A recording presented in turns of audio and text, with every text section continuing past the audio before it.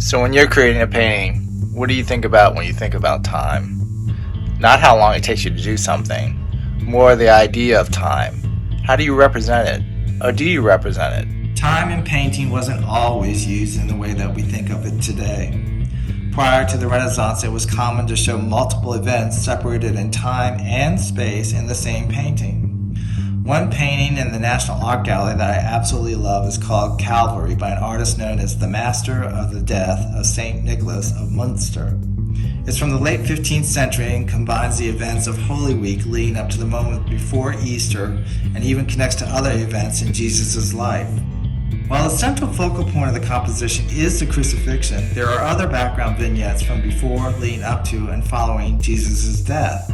Eventually, this everything all at once concept gave way to the Renaissance idea of unity and our more contemporary understanding of a single painting capturing a moment in time. And while there are 18th century British artists like William Hogarth who use a sequence of paintings printed together as a narrative, the contemporary use of displaying time as a sequence of frames wasn't until 1826 when the Glasgow Looking Glass, a satirical publication, was produced. It had most of the elements that make up the modern comic, including pictures with captions presenting a continuous story.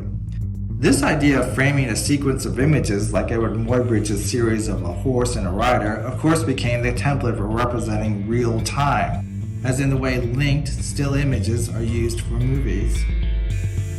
But this isn't the only way to think about time in your paintings. The Surrealist painters depicted our sense of reality in a timeless state of perception that isn't necessarily tied to the physical events.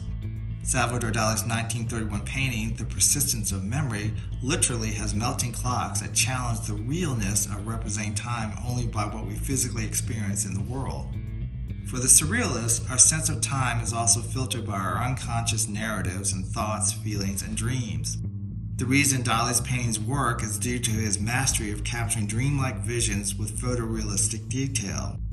It's what good painters do, making the improbable seem probable. In the 1950s, the way time was used in a painting evolved with abstract expressionists.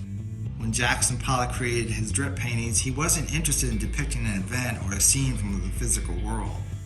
The act of painting, the physicality of marking the surface in novel methods was the event being documented.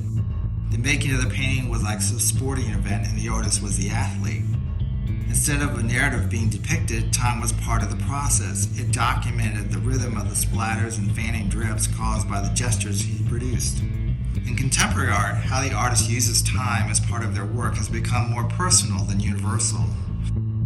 In my painting, Rendezvous at Tiger Lounge, I've worked with time in a couple of ways. Like the modernist painters, the sense of time can be found in the process. I don't blend colors. Every mark you see is a single brushstroke. The surface isn't smooth. The brushstrokes document the hundreds of hours it took to create the image. The image of an actress in a tavern is a scene from a non-existent Technicolor movie.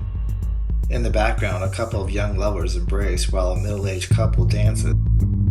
Just to the actress's right, a table of senior ladies sit with their drinks. Further back, a lone man stands in the shadows. I try not to explain too much on how my scenes come together, but I do like how, if we use a pre-Renaissance use of time, this is the story of a woman's relationship from young love to middle age and perhaps as a widow later in life.